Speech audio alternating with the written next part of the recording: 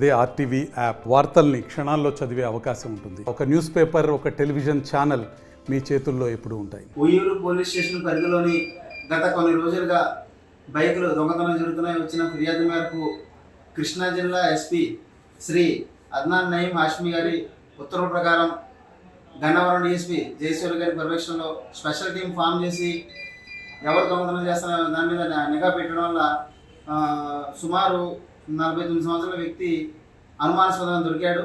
అతన్ని విచారించగా గతంలో 20 కేసుల్లో దొంగగా ఉన్నాడు.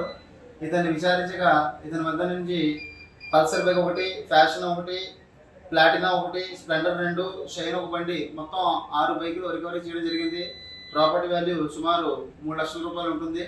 ఇతని పేరు పెన్నేరు రాఘవయ్య అలియాస్ ముసలయ్య, కంకిపాడులో ఉంటాడు. చెడు అలవాటుగా బానిసయ్యి ఈ దొంగతనానికి అలవాటు పడ్డాడు.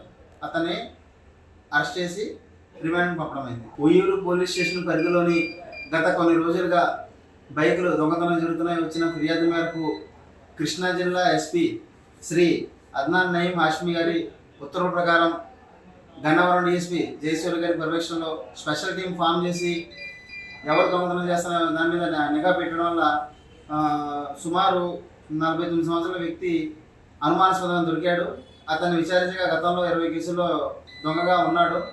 ఇతన్ని విచారించగా ఇతని వద్ద నుంచి పల్సర్ బైక్ ఒకటి, ఫ్యాషన్ ఒకటి, ప్లాటినా ఒకటి, స్ప్లెండర్ 2, షైన్ ఒక బండి, మొత్తం 6 బైకులు రికవరీ చేయడం జరిగింది.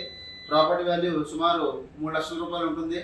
ఇతని పేరు పెన్నేరు రాఘవయ్య అలియాస్ ముసలయ్య, కంకిపాడులో ఉంటాడు.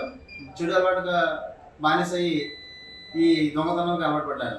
అతన్ని అరెస్ట్ చేసి రిమాండ్ పంపడమైంది. మరిన్ని వీడియోస్ కోసం ఛానల్ ని సబ్స్క్రైబ్ చేయండి. లేటెస్ట్ అప్డేట్స్ కోసం వాట్సాప్ ఛానల్ ని ఫాలో చేయండి. అండ్ లింక్ డిస్క్రిప్షన్ లో ఉంది.